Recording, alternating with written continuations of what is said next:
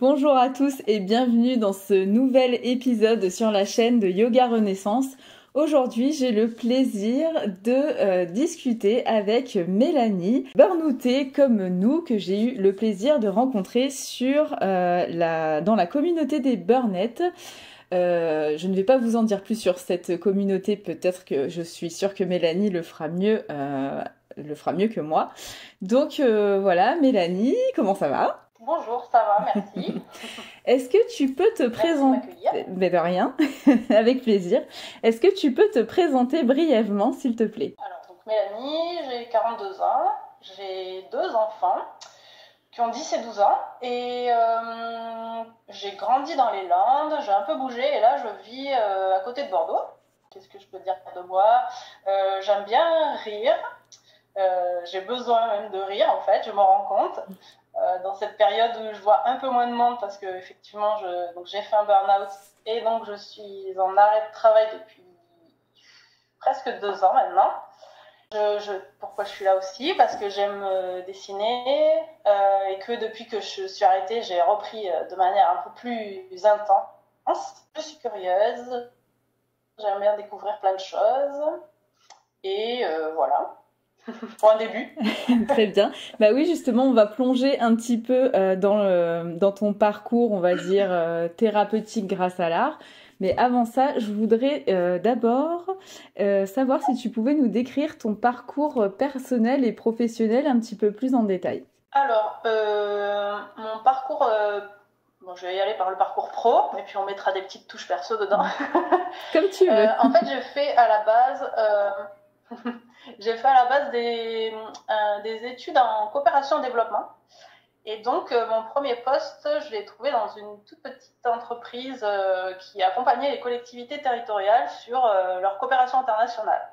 Et donc, concrètement, je faisais pas mal de formations à des associations de solidarité internationale. J'ai fait ça pendant 4 ans.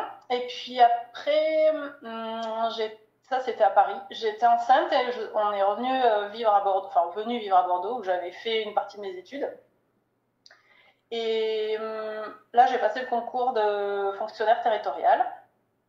Et donc, j'ai eu plusieurs postes dans la fonction publique territoriale à Bordeaux. Puis après, on est reparti en Île-de-France et puis retour à Bordeaux. C'était plutôt des postes autour de l'accompagnement de porteurs de projets sur des projets de coopération internationale ou après sur des projets de développement local. Voilà. Et là, le dernier poste que j'ai, ça faisait 1 an que j'étais en poste seulement et où j'ai eu une petite explosion de cerveau. Eh bien justement, voilà. Est-ce que tu peux nous décrire un petit peu, nous expliquer comment le burn-out s'est installé? Donc est-ce que toi c'était un petit peu avant cette prise de poste-là où tu avais déjà quelques signes ou raconte-nous un petit peu comment l'épuisement s'est installé chez toi? J'y réfléchis pas mal, mais je n'arrive pas trop à voir les signes que j'aurais pu avoir avant ce poste. Avant ça, j'étais sur un poste qui était correctement dimensionné, je dirais, et du coup, en fait, j'y ai passé 2 ans et demi, et tout se passait correctement. Juste, voilà, c'était en fait un poste d'instruction de dossier de demande de subvention européenne. Et du coup, le côté très pourtant je suis un peu carré, mais là, le côté très carré et très juridique, au bout d'un moment, je tournais un peu en rond. Et donc, j'ai vu mon dernier poste paraître, et je me suis dit, ça c'est vraiment, ça me dit vraiment, ça me faisait vibrer, quoi. Mm-hmm. Et donc, voilà, j'ai foncé. Peut-être un peu trop tête baissée, du coup. Et donc, j'ai pas l'impression que j'avais des choses qui s'étaient installées avant ce poste-là, en fait. Et par contre, celui-ci, quand je l'ai pris, en fait, tout de suite, c'était pas vraiment bien dimensionné. Quelques années avant moi, il y avait 3-4 personnes sur les mêmes missions. Moi, je devais faire ça plus d'autres trucs. Il y avait eu une vacance de poste assez longue, donc entre ma prédécesseur et moi, donc pas mal de choses qui s'étaient accumulées. Au bout de 2 mois après mon arrivée, ma chef de service est tombée en burn-out. Donc quand même un petit sujet structurel aussi, oui. Probablement. Et du coup, tout ça, plus le fait que au niveau du management, on était pas mal sur plutôt une méthode un peu urgentiste, plutôt que d'avoir une vision avec des priorisations et tout ça. Et donc, ce contexte-là et mon côté bon petit soldat qui alerte, mais qui ne s'arrête pas quand même malgré ses propres alertes.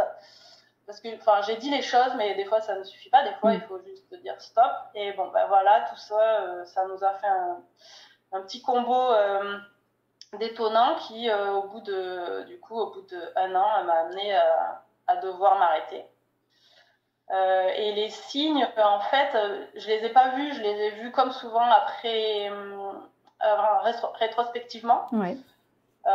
J'ai eu assez vite pas mal de vertiges. En fait, c'est des petites choses qui sont a priori anodines et en fait, on fait pas le lien, quoi. C'est ça. Donc j'ai eu pas mal de vertiges. J'ai fait le guide du routard des soucis gynéco. J'ai eu juste avant, quelques mois avant, l'été juste avant mon burn-out, en fait, il y a eu 15 jours de calme et je me suis dit, je vais en profiter pour faire descendre ma pile de dossiers. Et en fait, je me suis rendu compte que j'étais devenue incapable de travailler, de faire du travail de fond. J'étais devenue un peu comme ça, pas possible de me concentrer de manière efficace. J'avais perdu ça. Bon, sur le coup, j'ai pas tiqué en fait, mais c'est après coup que j'ai compris. J'avais un petit peu d'agressivité aussi avec mes enfants. J'avais du mal quand je rentrais à passer en mode on laisse tout de côté et puis on passe en mode cool, c'est la famille, ça va bien se passer. Voilà, tout ça c'est un peu accumulé et un jour il y a eu plusieurs choses compliquées dans le même après-midi et là le soir j'ai perdu j'ai perdu la mémoire immédiate en gros quoi. Au cours d'une conversation j'ai perdu le fil, je me suis égarée en voiture, enfin voilà, mon cerveau a surchauffé et voilà, ça va faire 2 ans demain. Ah, d'accord. Voilà. Donc c'est un peu bizarre comme période et en fait je me suis arrêtée. Le médecin m'a dit que j'avais une anxiété grave. En fait j'ai été voir le médecin parce que franchement le côté perte de mémoire et confusion ça m'a vraiment alertée. Ouais, c'est ça, c'est toi, chez toi le déclic, ça s'est passé comme ça où tu t'es dit oh là là, y a quelque chose qui va pas, il faut vraiment que j'aille consulter quelqu'un. Ok. Ouais, ça m'a vraiment fait peur quand même parce que poser une question à quelqu'un et que le temps qu'il vous répond, vous avez déjà oublié votre propre question. Franchement, moi, ça m'a vraiment fait peur. Et puis, me perdre alors que j'étais sur des chemins que je connaissais. Enfin, voilà, et en fait, donc, j'ai été arrêtée 6 semaines, enfin, 1 semaine, puis 1 semaine, puis 1 semaine. Mais j'ai repris au bout de 6 semaines, sans retourner voir le médecin pour faire un petit point, donc c'est peut-être une erreur. Et parce que j'avais plus de vertige et que j'avais l'impression que j'étais un peu mieux. Et là, je me suis pris l'impression d'avoir un TGV qui me passait dessus, quoi. Ouais. C'était vraiment... je ne suivais rien. Je me rendais compte que je n'arrivais pas du tout à faire le travail que je faisais avant. Vraiment, tout me passait vraiment beaucoup plus vite, trop vite. Enfin, j'étais complètement débordée, quoi. Enfin, débordée, dépassée. Et j'ai essayé là aussi de dire attention, je suis un peu plus lente, je reviens, donc faisons lentement et tout. J'ai été accompagnée par un coach, mais je le voyais trop peu. C'était en interne, il avait des rendez-vous, c'était juste tous les mois, donc c'était trop compliqué. Et en fait, j'ai eu de nouveau des alertes physiques. Donc là, palpitations cardiaques, vertige à nouveau. Donc j'ai senti que c'était bizarre et je me suis dit je vais quand même aller revoir la généraliste pour être sûre que je suis pas en train de recreuser quoi. Voilà. Et là elle m'a dit non là si rien ne change et que vous avez de nouveau des symptômes, il faut vous arrêter. En fait c'est pas juste une anxiété, c'est un burn-out. Donc il faut s'arrêter un peu plus longtemps, etc. Voilà, donc je suis toujours d'ailleurs suivie par une psychologue du travail qui m'aide à décortiquer un peu tout ça, qui m'avait dit, moi, je suis pas pour les arrêts longs, donc je m'étais dit, ah ok, c'est bien, ça me va. Bon voilà, 2 ans plus tard, donc j'y suis toujours, enfin pas 2 ans, parce que du coup je suis arrêtée depuis février de l'année dernière, mais quasi 2 ans. Ouais. Et voilà, donc ça s'est manifesté comme ça. J'ai perdu un peu le fil de ta question, du coup. Non, mais non, c'est bien. Non, tu as bien répondu. Tu as bien répondu. Ok. Et du coup, comment est-ce que concrètement ça affecte encore aujourd'hui ta vie quotidienne, tant sur le plan personnel que professionnel? Est-ce que du coup, quel genre de questions tu te poses? Est-ce que tu as encore des difficultés au quotidien? Comment tu fais pour gérer tout ça, tous ces challenges? Alors au début, je conduisais plus. Enfin, je faisais juste des tout petits trajets. Donc je pouvais pas prendre la route pour 1 heure de route, par exemple, c'était au-dessus de mes forces. J'ai annulé à peu près toutes les choses festives qui se présentaient à moi. J'ai annulé, j'ai eu 40 ans juste après le burn-out en fait, et j'avais eu des sous pour faire un stage d'aquarelle au Maroc que je n'ai jamais pu faire parce que c'était pour moi, déjà c'était compliqué en étant en arrêt maladie de partir à l'étranger. C'est déjà, bon voilà. Et en fait même moi, je n'étais pas du tout capable de partir 1 semaine avec des gens et d'être sur un rythme. Enfin là, je dors beaucoup trop. Enfin, c'était pas possible. Donc voilà, j'ai annulé ça. Donc, ça a été le côté enlever la vie sociale. Ça a été un peu dur. Enfin même dur, c'était dur. J'avais quand même des super bonnes relations avec mes collègues. Donc cette vie sociale professionnelle aussi a été enlevée. Donc ça aussi, c'est quelque chose qui est un peu pesant. Après, ben voilà, oui, je dors encore 9 à 10 heures par jour, près de 2 ans après. Et en dessous de ça, si je fais plusieurs nuits trop courtes, j'ai des vertiges, donc j'ai encore des petites fragilités comme ça. Mais je sais, j'arrive à réguler à peu près. Du coup, je réorganise un petit peu tout. Donc là, je suis encore en train de faire des tests parce que je voyais que la semaine où j'avais mes enfants, c'était encore trop d'énergie et que je passais je passais beaucoup de temps la semaine d'après à récupérer. Donc voilà, cette semaine, je ne me lève plus avec mes enfants. Donc ils sont grands, ils se débrouillent en vrai, mais c'est vrai que c'est quand même... voilà, c'est des petits caps aussi psychologiques à passer, de se dire bon, ça je ne peux pas, donc au moins de manière provisoire, j'arrête. Et donc voilà, c'est plein de petits trucs comme ça. C'est aussi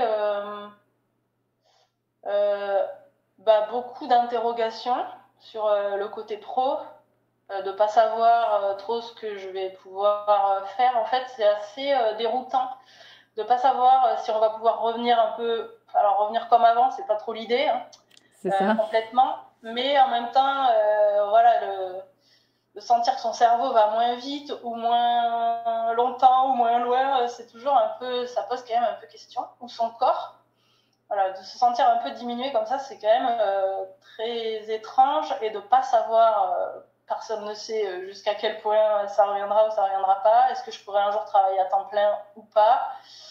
Tout ça, c'est des interrogations qui restent. Là aujourd'hui, je sais que je suis pas capable de reprendre un travail à temps plein.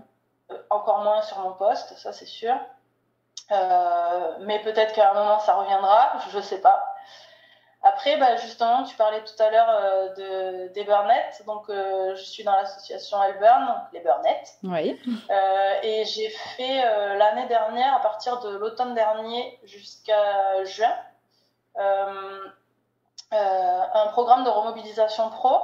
Oui. Dans lequel l'association en fait est fondée sur la paire aidance, donc on s'aide entre burn-out, quoi. Ouais. Et donc la première partie, c'était de la formation à la paire aidance, comprendre un peu son burn-out et savoir en parler, savoir recevoir ce que nous disent d'autres burn-out qui sont un peu plus au fond de la gamelle que nous. Ouais. Et puis ensuite, il y a eu une autre phase où on était un peu plus sur l'état des lieux de nous. Ouais. Donc, on a parlé des traumas, on a parlé des handicaps, on a parlé des capacités cognitives, on a fait des tests. Voilà, on a fait des choses comme ça. Et enfin, la dernière partie, c'était une sorte de bilan de compétences. Et parallèlement à tout ça, on est mobilisé comme bénévole dans l'association. Et donc, moi, je suis dans le pôle com de l'asso, je continue là, mais c'était l'année dernière. Et donc ça, pour revenir à mon sujet, ça m'a aussi montré, si tu poses la question des interrogations pro, ça a pu me montrer encore ce qui fonctionnait encore, quand même. Oui. Dans mon cerveau. Ce qui me prend beaucoup d'énergie et où je sais que c'est compliqué. Ouais. Et ce que je peux faire pendant 3 heures sans être épuisée pendant 2 jours après, quoi. Donc ça m'a quand même aidé à me rassurer sur certains points. Sur les perspectives professionnelles, ça me donne pas aujourd'hui de réponse immédiate, mais ça me donne quand même des billes, et puis c'est quand même rassurant de se dire que tout ne dysfonctionne pas, il y a encore des choses qui fonctionnent. Et donc voilà, parce que c'est quand même un peu ouais, je trouve que c'est quand même assez vertigineux, quoi, de perdre complètement le contrôle, entre guillemets, de ce qui se passe dans sa tête et dans son corps, quoi. Donc, tout à fait. Mais justement, je pense que peut-être que tu ne l'as pas formulé comme ça, mais moi, ce que j'entends dans ce que tu as dit, c'est que quand même, maintenant, ce que ça t'a appris, c'est que tu t'écoutes plus, tu as appris où sont tes limites, tu sais quelles choses te font du bien, quelles choses te font moins de bien, donc c'est quand même positif, malgré tout. Ouais, tout à fait. Bah là, en fait, je sens je sens vraiment qu'il y a du progrès. C'est très très long, mais voilà, c'est reprendre, apprendre à se connaître, apprendre à fonctionner différemment. Ça ne détricote pas, on détricote pas 40 ans en un an. Eh oui. Et donc voilà, c'est des choses. Et apprendre à connaître ses limites, oui. Après, et ça non plus, c'est pas linéaire. Comme la guérison n'est pas linéaire, et l'apprentissage non plus. Donc des fois, on se trompe de nouveau, on se retrouve de nouveau à plat. Et c'est pas grave. Et c'est pas grave. Voilà, on essaie de se dire qu'effectivement, c'est un apprentissage et que c'est pas grave, que c'est pas une rechute. Voilà. Mais c'est important quand même, je trouve, à savoir parce que ça peut être ça aussi très, très déstabilisant, quoi. Ouais. Psychologiquement, je veux dire. Voilà. Ok, du coup tu évoquais l'association des Burnettes. Alors je sais que apparemment cette association n'est pas très connue. En tout cas, je sais que dans ton coin, siège social, si on peut dire comme ça, je crois que c'est Bordeaux. C'est à Bordeaux, ouais. Voilà. C'est à Talence maintenant, juste à côté. Ouais. Ok, en dehors de ces limites frontalières, je suis pas sûre que ce soit très connu en dehors de là. Est-ce que tu peux vu que tu fais partie de l'association, est-ce que tu peux nous en donner, tu peux nous dire 2-3 mots dessus pour éventuellement s'il y a des gens que ça intéresse, qui chercheraient de l'aide et qui auraient envie d'en savoir plus sur le but de cette association. Oui. Alors, l'asso, donc effectivement, elle est basée à Bordeaux, parce que la fondatrice, c'est parti de 2 personnes qui avaient fait un burn-out, en fait, et qui ont d'abord mis en place la communauté des burnettes, donc un groupe privé sur Facebook, où on est un peu plus de 2000, je crois. Alors là, pour le coup, ça ratisse quand même assez large, hein. Il y a des gens un peu partout. Et ensuite, elles ont monté une asso, alors, je ne veux pas dire de bêtises, mais en 2019, je crois. Ouais. Et donc, la base de fonctionnement de l'asso, c'est de la pérédance. Donc, en fait, chaque personne qui est mobilisée dans l'asso a elle-même fait un burn-out et va accompagner des nouvelles burnettes, entre guillemets. C'est le petit nom. Ah oui. Et donc, les types d'accompagnement, en fait, il y a de l'écoute. Donc, c'est vraiment recevoir soit au téléphone, soit en présentiel les personnes qui sont en détresse. Alors, c'est burn-out, c'est féminin parce que c'est le burn-out des femmes. Vraiment, elle est spécialisée là-dessus, l'association. Que ce soit le burn-out pro ou parental. D'accord. Parce qu'on a quand même un double sujet là-dessus. Ouais. Et donc, il y a une partie écoute, il y a une partie d'accompagnement des femmes qui ont fait un burn-out. Donc, ça peut être notamment des ateliers qui sont en présentiel ou en visio. Donc, soit des ateliers yoga, sophro, soit des ateliers un peu plus des cafés info juridiques par exemple, Ouais. ou alors du coaching sur comment mieux gérer ses émotions ou comment je vais faire quand je vais reprendre le travail, comment gérer ma charge mentale, voilà. Donc il y a ces ateliers-là. Il y a aussi le lundi après-midi, c'est ouvert et on peut venir juste. Il y a une écoutante qui est là et les burnettes viennent se discuter entre elles en fait. Juste, ben voilà. Déjà entendre que quelqu'un d'autre a vécu la même chose et nous comprend à demi-mot, c'est super précieux parce que le burn-out, c'est un peu à la fois un mot qui est très très utilisé et à la fois pas vraiment très compris dans ses véritables manifestations. En fait, c'est tellement dit. Si on a un coup de pompe, on dit ah là, je suis au bord du burn-out, mais en fait, en vrai, on sait pas trop ce que ça a comme incidence concrète derrière. Tout à fait. Et donc voilà, ça c'est précieux pour ces femmes-là de venir avoir un petit temps de cocon où on peut partager un peu ce genre de choses et puis partager aussi des petites astuces. Voilà, c'est aussi ça. Et puis, donc il y a un programme de remobilisation pro là, qui s'appelle Burn It Is Back, qui va changer un peu l'année prochaine. Je ne sais pas trop dire comment ça va être organisé. Ça ne sera pas exactement avec les 3 temps que j'ai cités là. Je crois que ça va être un peu plus saucissonné. Elles sont en train de revoir le fonctionnement. Et après, l'asso fait aussi de la sensibilisation. Elle intervient soit dans des salons, soit dans des entreprises pour sensibiliser sur ce qu'est le burn-out et essayer de faire de la prévention du coup, parce que c'est bien de récupérer les personnes qui sont mal, mais c'est mieux d'éviter qu'on y passe tous. Voilà. Tout à fait. Donc, tout à fait. Ouais. Très bien, ok. Du coup, on va revenir un peu plus sur toi. Il y a un petit bug de l'image, alors bon, tu es figé, mais c'est pas grave.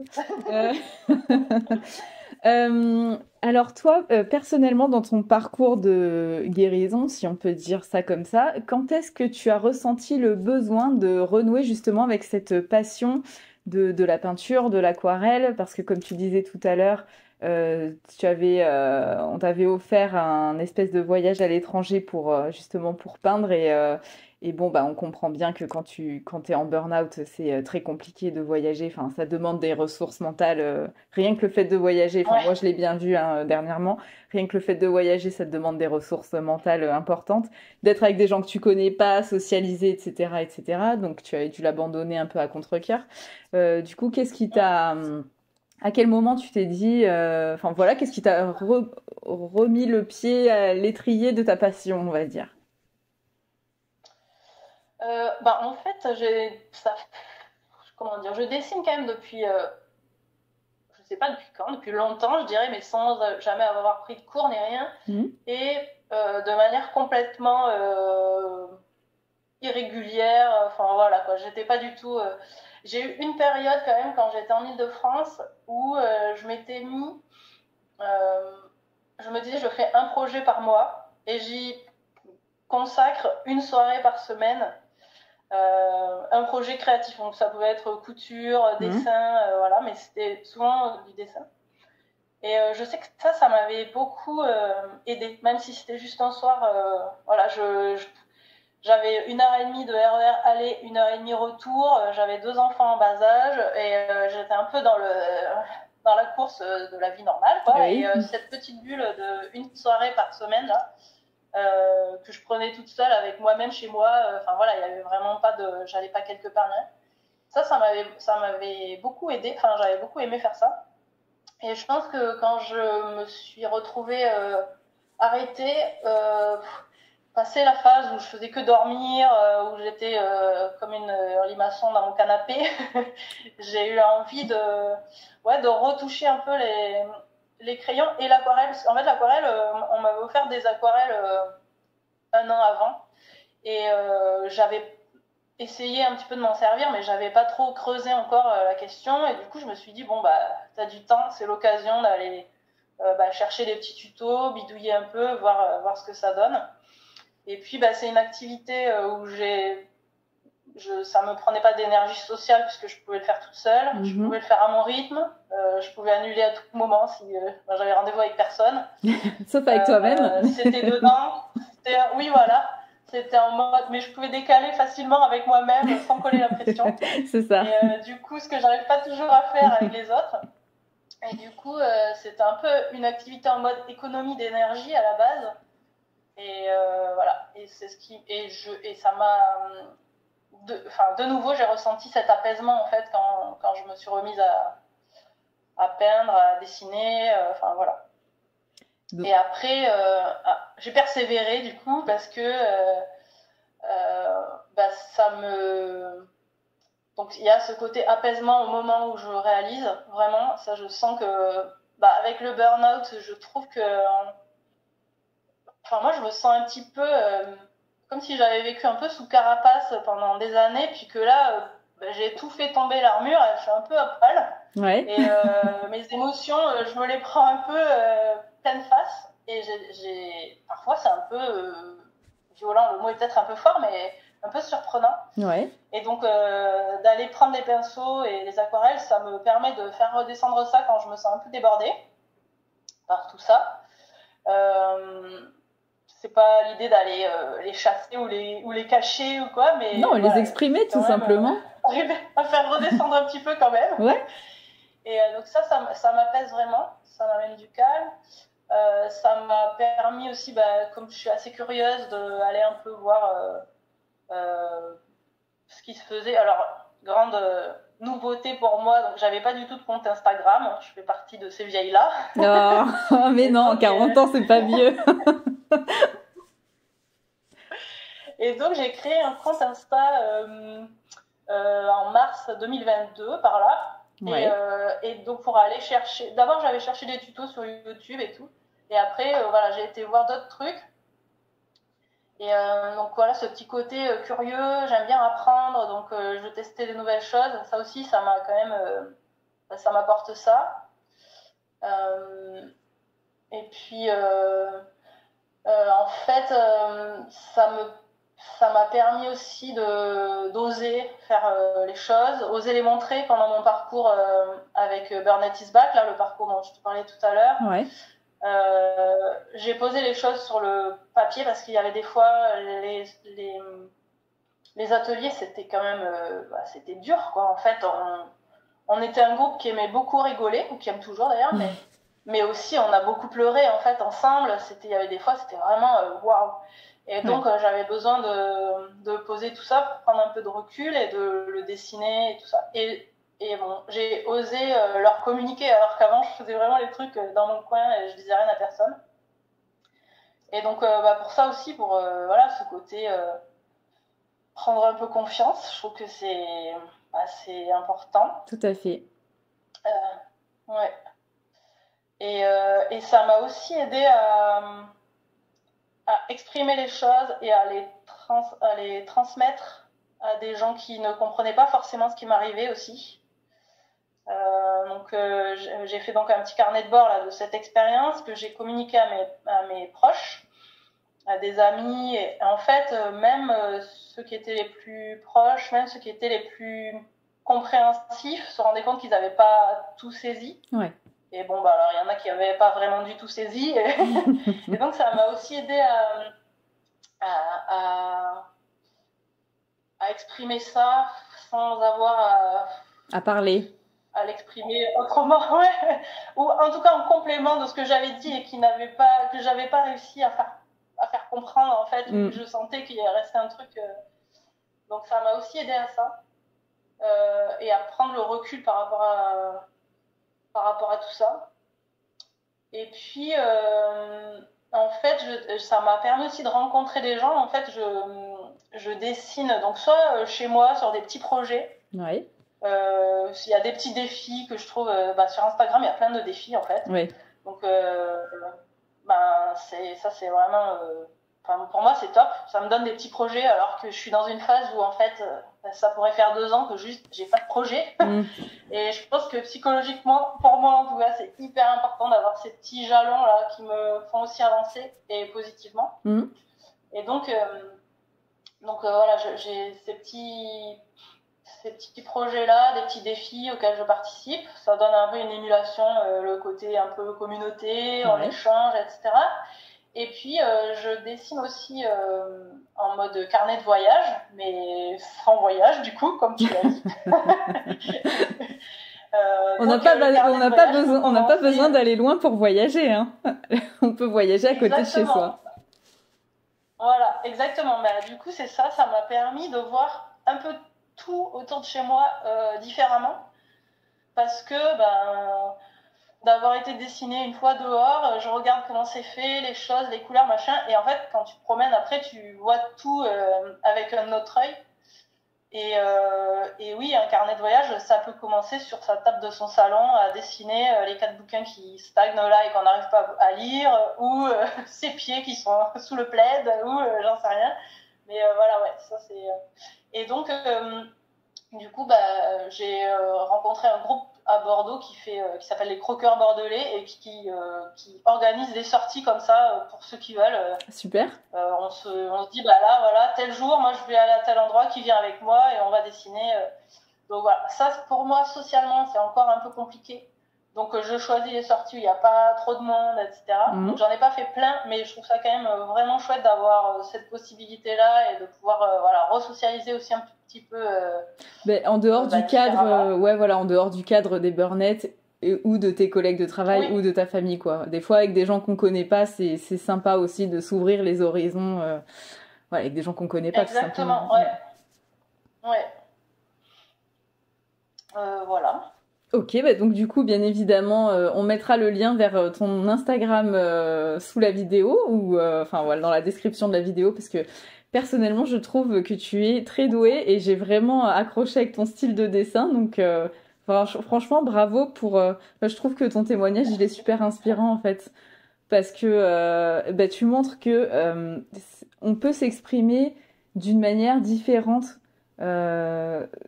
Tu vois, c'est pas forcément parler, on peut aussi s'exprimer et se faire du bien de plein de manières. Et toi, tu as l'air d'avoir trouvé la tienne c'est le fait de t'écouter qui t'a permis à ça. Et on voit que petit à petit, tu arrives à faire des choses qui te font du bien tout en reprenant confiance en toi.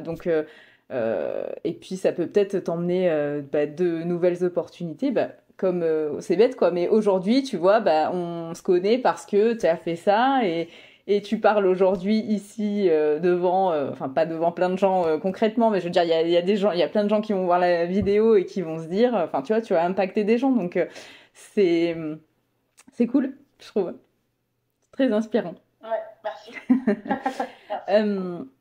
Et alors, tu as peut-être un peu répondu à la question suivante, mais pour toi, en quoi ça a été différent des autres formes de thérapie? Parce que tu as dit que tu as suivi un coach, tu as dit que tu fais des accompagnements avec les burn-out.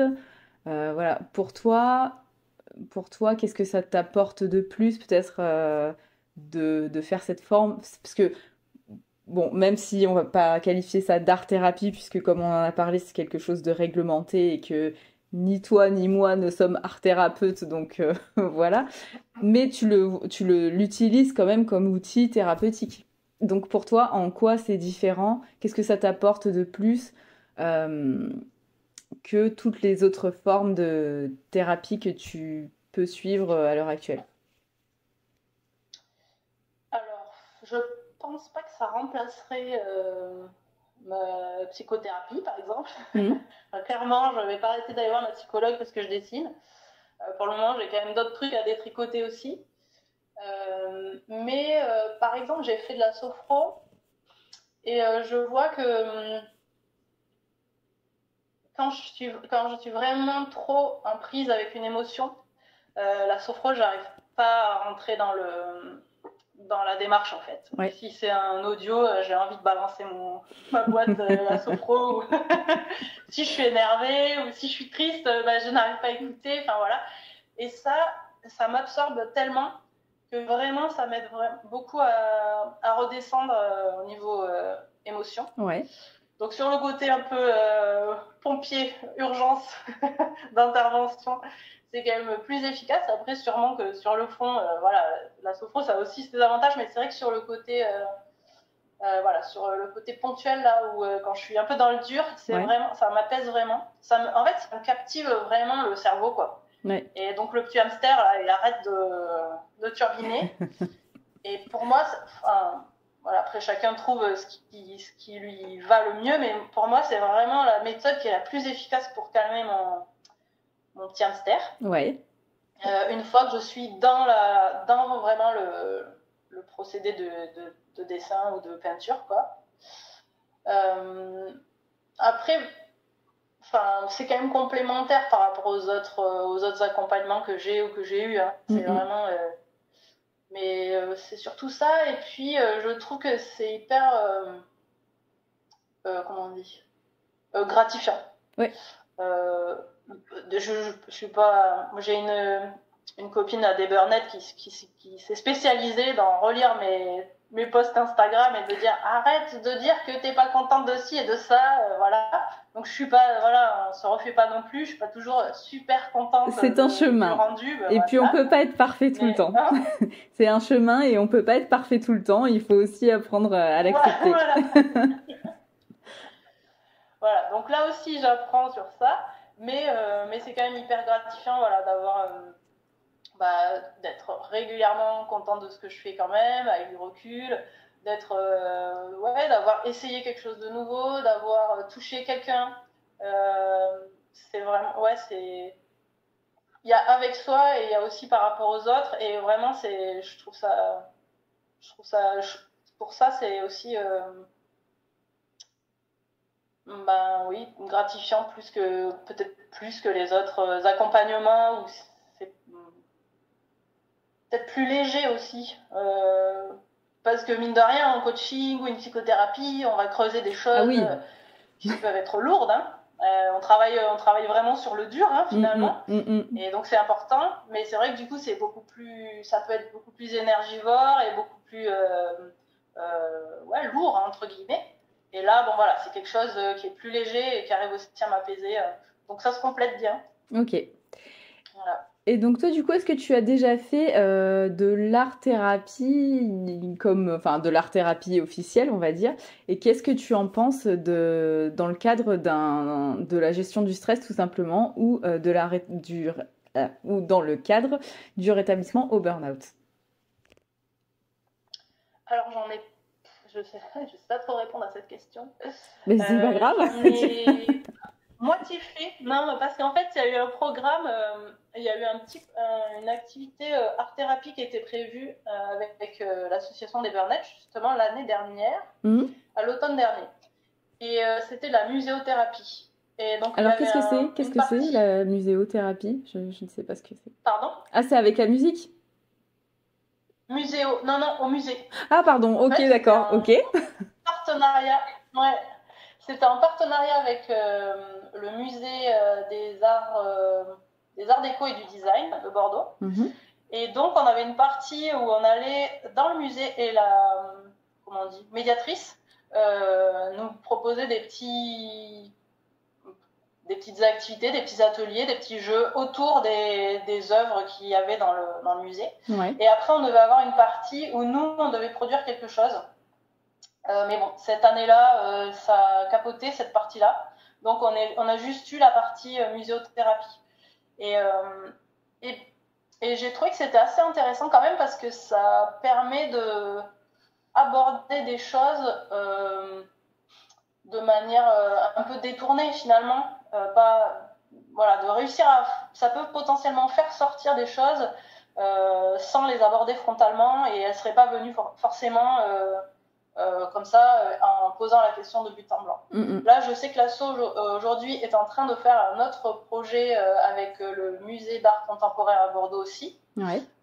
Et donc là, c'est avec une artiste et une psychologue. Donc c'est pas un art thérapeute, mais c'est du coup une artiste et une thérapeute. Ok. Et elles sont en train de travailler autour de la broderie. Donc là, une artiste a retranscrit sous format de dessin les vécus des Burnett du groupe, et elles sont en train de le broder et elles vont en faire une sorte de cube. Je sais pas trop, à voir ce que ça donnera à la fin, mais j'ai pas suivi.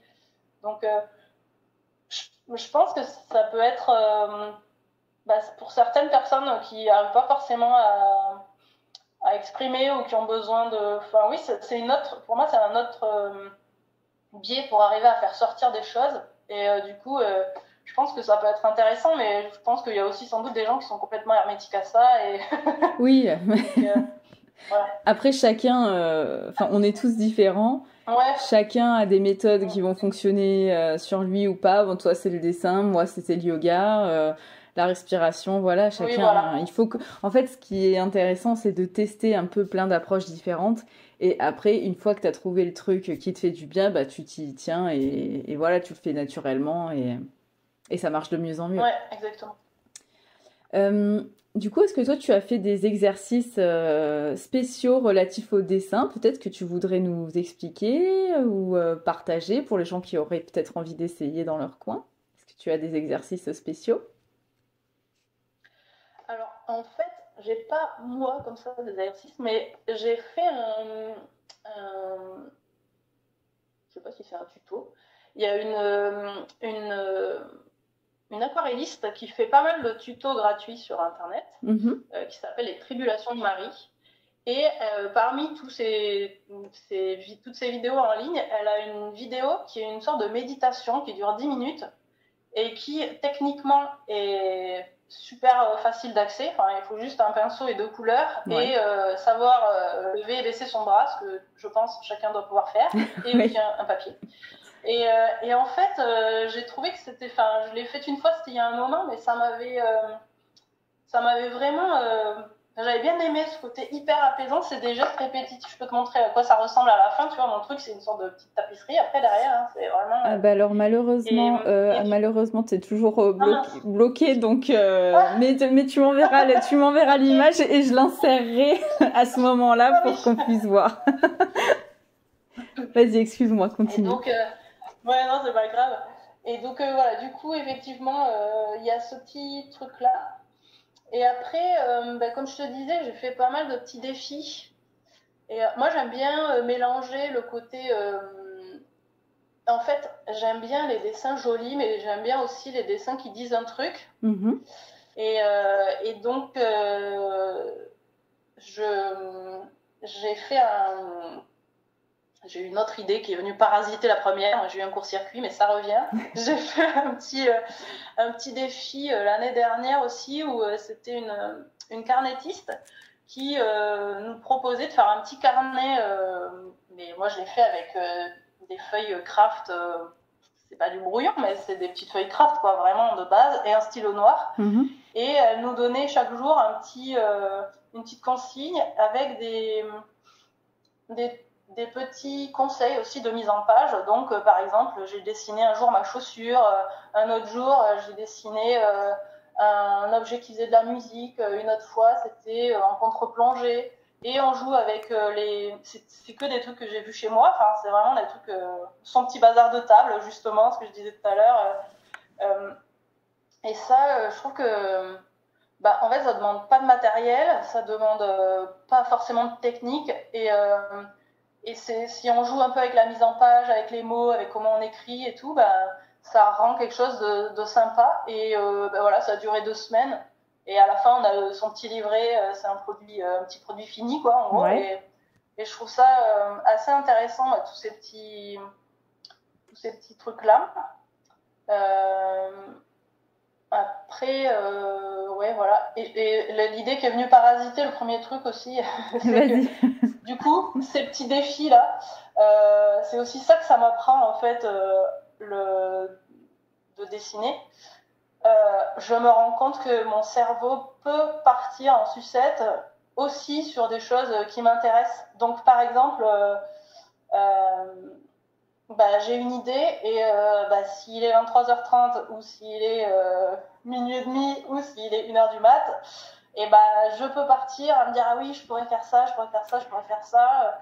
Et donc ça, c'est quelque chose qu'il faut que j'apprenne à réguler un peu, hein, parce que expliquer à mon cerveau que c'est mieux de réfléchir à ça à un autre moment de la journée qu'au moment de dormir. Alors ça, si tu veux une astuce pour ça, moi qui fonctionne bien, c'est que bon, tu peux le faire avec ton téléphone, mais il vaut mieux pas trop allumer ton téléphone en plein milieu de la nuit. Mais tu gardes un petit carnet sur ta table de chevet avec un petit stylo et en fait, tu notes quand les idées comme ça, elles veulent pas s'en aller et que ça vient, tant pis, t'allumes un peu ta lampe de chevet et tu notes toutes tes idées pour que ça sorte de ton cerveau et que ça arrête de t'embêter. Et après, tu refermes, t'éteins la lumière et t'essayes de revenir voilà, dans le C'est présent. ce que je fais, ouais. Ouais. Et ça marche. Alors, je le fais pas très bien parce qu'effectivement, je le fais sur mon téléphone et que du coup, tu rallumes ton téléphone, enfin, tu rallumes la lumière de ton téléphone et tout. Donc, c'est pas génial. Mais des fois, ça peut être long, quoi. Donc, ça, voilà, je sais que je peux arriver à partir dans une sorte d'excitation du cerveau, quoi, et que ça, voilà, il faut que j'arrive à poser les choses et ça arrive aussi des fois et c'est pas grave, tu vois. Moi aussi, des fois, j'arrive pas à dormir parce que je pense à plein de choses et je me dis, bah tant pis, ok, c'est comme ça, là, je saisis le moment présent pour sortir toutes les idées que j'ai. Si ça ça peut peut-être t'emmener dans un endroit super intéressant aussi, tu vois. Donc, si ça arrive, si t'arrives quand même à te reposer et que le lendemain matin, t'es pas, tu vois, ou tu vises oui, ton en fait, là, sommeil mon truc, aussi, c'est tu que vois. comme justement j'ai... Ah, pardon. Non, vas-y. Oui, comme justement j'ai besoin de beaucoup de sommeil, ça peut clairement retourner ma journée du lendemain. Et donc, c'est pas top. Mais si c'est ponctuel, effectivement, c'est pas grave. Faut juste voilà, que j'arrive à... Et donc, par exemple, là, tu vois, il y avait un défi en octobre, ça s'appelle Inktober, où chaque jour, il y a une liste officielle en fait, qui est publiée, et chaque jour, tu as un mot que tu dois dessiner. Donc moi j'avais choisi de ne pas partir sur une liste officielle, je suis partie sur une liste qui me parlait plus, qui s'appelle Octobre solaire et qui était un peu plus, il y avait des mots du genre temps suspendu, guérison ou guérir, miroir, il y avait des choses autour de... Qu'est-ce que j'avais d'autre? Bon, c'était un peu... Voilà, ça me parlait un peu plus, mais en fait ça quotidiennement... j'ai arrêté. En fait, j'ai fait 6 jours de manière quotidienne et après j'ai dit non, ok, tu vas faire à ton rythme parce que sinon tu vas vraiment... C'était trop. Et donc voilà, ça m'apprend aussi ça, quoi, à gérer ce genre de choses parce que voilà, c'est un peu un mode de fonctionnement que j'ai et que j'apprends à réguler un petit peu, quoi. Donc, Très bien. Et sinon, à part les tribulations de Marie, est-ce que tu as des recommandations pour ceux qui souhaitent s'orienter vers l'art-thérapie au sens large?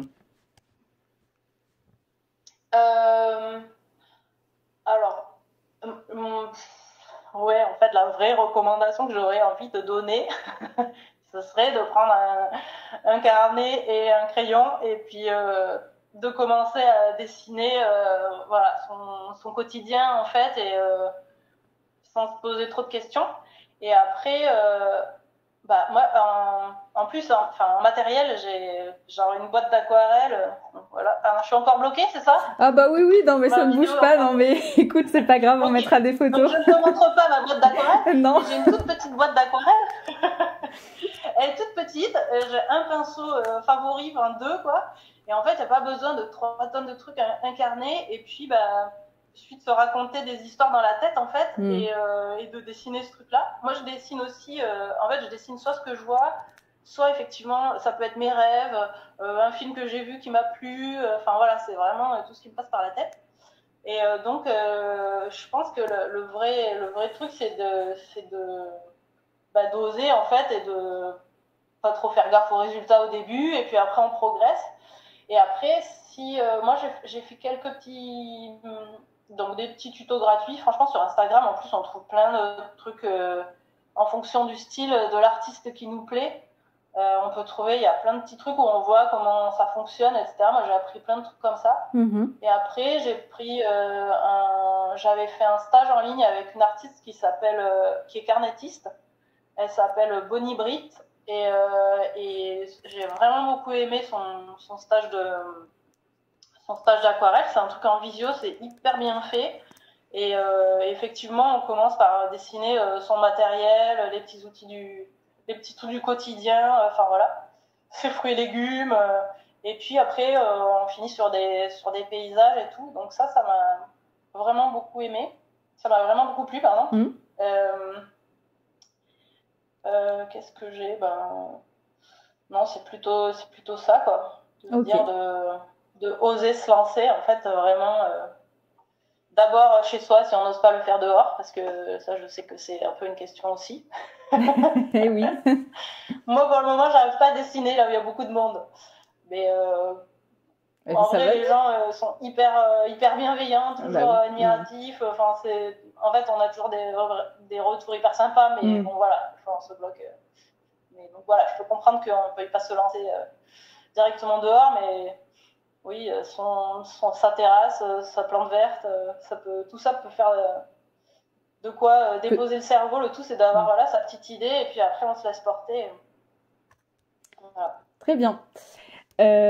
Pour finir ce petit échange fort sympathique, est-ce que tu aurais des ressources à partager pour aider les gens ou des ressources qui ont changé ta vie à toi, des livres, des films, tes petits coups de cœur perso? Alors, qui ont changé ma vie, je sais, j'ai pas. En fait, par exemple, sur le burn-out, je n'ai rien lu dessus. J'ai essayé un bouquin et je n'y arrive pas. J'ai bloqué. J'ai pas repris depuis. Et du coup, j'ai assez peu lu de choses. C'est plus, enfin, en fait, la lecture, ou les films ou quoi, c'est vraiment plus pour me nourrir en loisir, Mais émotionnellement. ça marche aussi, hein. Voilà. T'es pas forcément obligé de nous dire quelque chose en rapport avec le burn-out, hein. C'est un truc, voilà, qui t'a Voilà. marqué particulièrement, voilà, que tu conseillerais aux gens, à tous les gens qui alors, nous écoutent, de se renseigner là-dessus. Dernièrement, je lis pas mal de BD. J'ai repris à lire pas mal de BD. Et j'adore regarder comment sont faits les dessins, évidemment, et tout ça. Et donc, il y a un artiste qui s'appelle Laurent Bonneau, dont je suis totalement fan. Enfin, je suis fan de ses dessins, plus précisément. J'adore sa manière de dessiner. Et puis, après, dernièrement, j'ai un livre qui m'a beaucoup marqué, qui s'appelle Perpendiculaire au soleil. C'est un roman graphique écrit à quatre mains, entre Valentine, je sais plus son nom, Cuny. Ah, attends. Quelque chose. Elle a un double nom, mais je vais retrouver. Et donc une personne qui est dans le couloir de la mort aux États-Unis. Et ils ont fait un roman graphique à eux deux, en fait, qui raconte leur correspondance. Ok. Franchement, ça a été une belle claque dernièrement. C'est vraiment très beau. Et une autre BD que j'ai trouvée très belle qui s'appelle Oka-Ei, et qui est sur... c'était présenté comme un western, ça me donnait pas du tout envie. Et en fait, oui, ça se passe effectivement... là où pourrait se passer un western, mais ça raconte effectivement les histoires d'Indiens, mais c'est pas du tout en mode. Enfin, je sais pas l'image que je me faisais du western type, quoi, en fait. Et donc c'est plus une histoire autour de l'identité, de l'identité culturelle, de qui on est, etc. C'est vraiment super beau et les dessins sont magnifiques. Donc voilà ce qui me porte aujourd'hui, ce qui me fait vibrer, c'est ce genre de choses. Bah, très bien, bah, c'est super. Alors, voilà. J'ai trouvé Perpendiculaire au soleil, c'est Valentine Cuny-Le-Calais. Cuny-Le-Calais. Et alors, par contre, est-ce que tu peux me dire comment s'écrit le dernier livre? Parce que... Oui, alors, Oka-Ei, c'est H-O-K-A. Ouais. Plus loin, H-E-Y. Ouais. Et l'auteur, je suis en train de chercher, mais je ne sais plus. Attends. Neyef. Neyef. Ouais, moi j'aurais pas retrouvé. Voilà. Ok, très bien. Très bien, bah c'est parfait. C'est parfait. Moi, j'aime bien, voilà, quand les gens me disent un petit peu ce qu'ils aiment lire, ce qu'ils aiment regarder. Voilà, ça ouvre mes horizons aussi. Donc voilà le pourquoi du comment de la question. En tout cas, bon, on arrive à la fin de cette interview. Je te remercie pour ton temps. C'était très agréable. Voilà, j'ai appris plein de choses. En complément, je vous mettrai le lien donc vers l'Instagram de Mélanie, évidemment. Toutes les photos dont elle nous a parlé et malheureusement qu'elle n'a pas pu nous montrer en live, mais là avec la magie du montage, ça va le faire quand même. Et je vous dis à très vite pour un nouvel épisode. Ciao Mélanie.